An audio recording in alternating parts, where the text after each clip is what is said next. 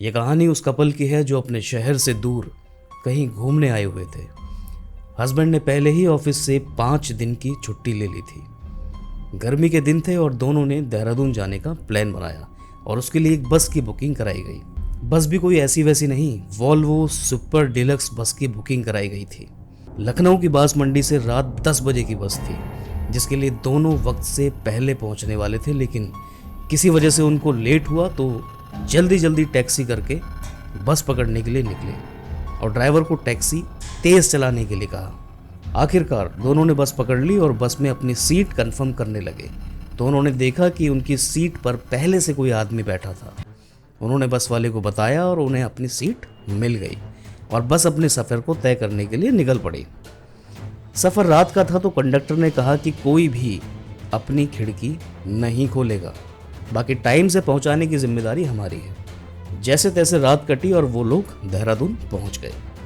बस में से उतरकर सब लोग होटल ढूंढने में लग गए, क्योंकि कोई भी होटल की बुकिंग ऑनलाइन करवाकर नहीं आया था। 2 दिन तो अच्छे से गुजरे, लेकिन तभी बीवी ने कहा कि मुझे यहाँ से जाना है, यहाँ बहुत अजीब अजीब सा महसूस हो रहा है।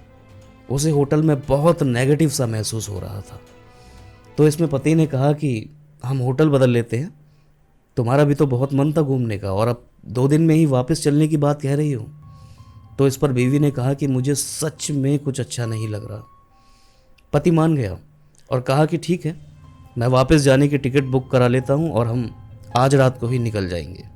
लेकिन सेम डे की बस उन्हें नहीं मिल रही थी, या तो किसी में सीट फुल थी या टाइमिंग की प्रॉब्लम थी। शाम के वक्त दोनों मार्केट घूमने के लिए निकले तो वहाँ पर एक टूर एंड ट्रैवल वाले पर उनकी नज़र पड़ी और फाइनली उनकी वापसी की 2 टिकट कंफर्म हो गई और रात 10 बजे उन्हें निकलना था।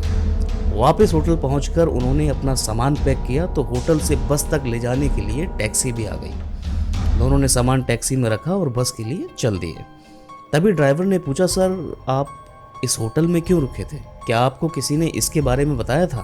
तो पति ने बोला, नहीं, हमें तो ऐसे ही ढूंढते ढूंढते मिल गया होटल। क्यों, कोई बात है क्या?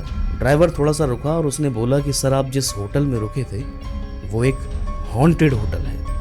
ऐसा कहा जाता है कि इस होटल में जो भी आता है उसके साथ कुछ ना कुछ घटनाएं होने लगती हैं। कोई पागल हो जाता है तो किसी को साया दिखने लगता है। ऐसे ही पिछले साल एक कपल आया था जिनकी नई नई शादी हुई थी, तो वो इसी होटल में ठहरे थे। जब वो आए थे तो एकदम सही थे, लेकिन वापस जाते जाते मैडम बदल चुकी थी। वो इतनी बदल चुकी थी कि वो घर पहुंचते पहुंचते पागल हो गई।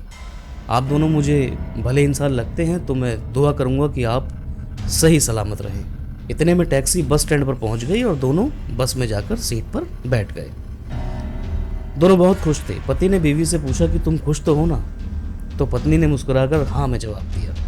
दोनों पूरे दिन के थके हुए थे तो बस में बैठते ही उन्हें नींद आ गई। रात के 1 बजे के आसपास जब बस रुकी तो सभी मुसाफिरों को कहा गया कि आप यहाँ पर फ्रेश हो सकते हैं और 20 मिनट बाद हम यहाँ से निकलते हैं। बस हाईवे के किनारे किसी ढाबे पर रुकी थी और जैसा कि आपको पता होगा कि ढाबे किसी वीरान जगह पर होते हैं जहाँ से बस हाईवे निकलता है। इसमें बस वालों का कुछ कमीशन होता है अपने मुसाफिरों को ढाबे पर लाने के लिए।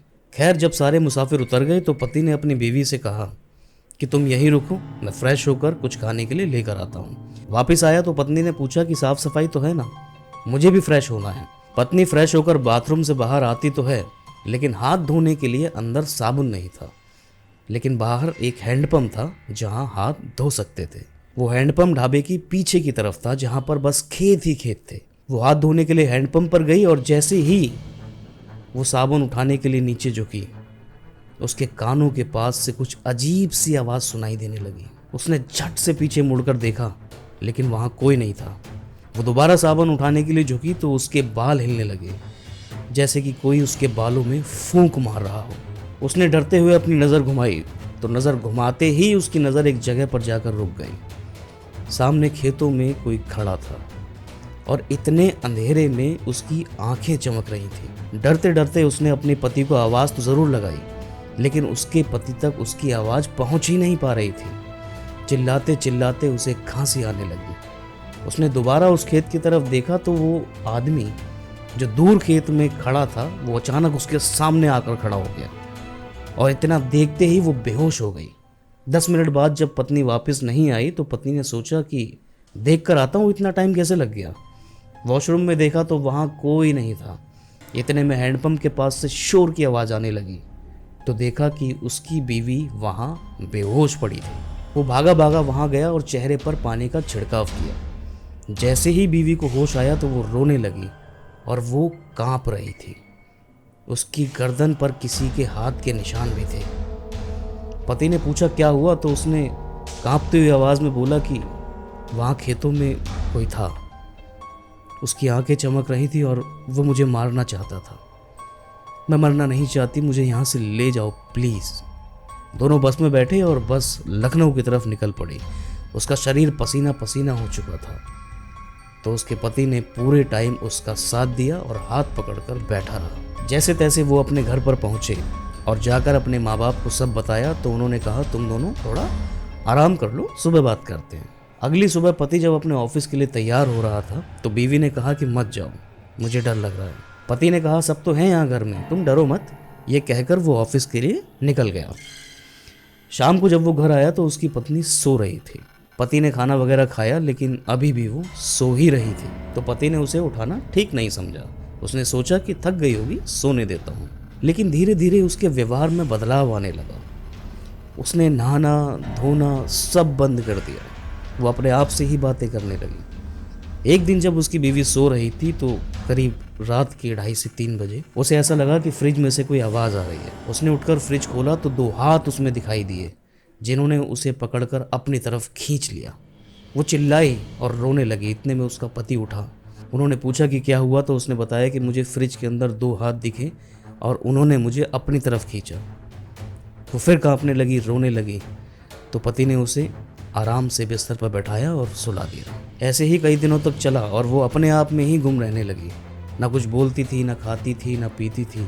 बात भी करती थी तो अपने आप से करती थी सिर्फ। जब ये सारी सिचुएशन कंट्रोल में नहीं आ रही थी तभी पति ने अपने माँ बाप से दोबारा बात की कि हम एक होटल में रुके थे देहरादून में, जहाँ पर हमें एक टैक्सी ड्राइवर ने बताया कि वो होटल एक हॉन्टेड होटल था जहाँ पर पहले भी कोई कपल गए थे और वो पागल हो गए थे। तो पति के माँ बाप ने ज़रा सी भी देर नहीं की और एक पंडित के पास चले गए। पंडित ने आकर उसकी बीवी को देखा और बताया कि इसके ऊपर एक साया है। उसने कहा कि लगातार 13 दिन तक आपको ये चीज़ें करनी हैं। ताबीज़ पहनाया गया, हवन किया गया और धीरे धीरे पत्नी की हालत में सुधार आया। इस बीच पंडित ने कहा था कि कोई भी अपने घर से बाहर नहीं निकलेगा, सब साथ में खाना खाएंगे, साथ में सोएंगे।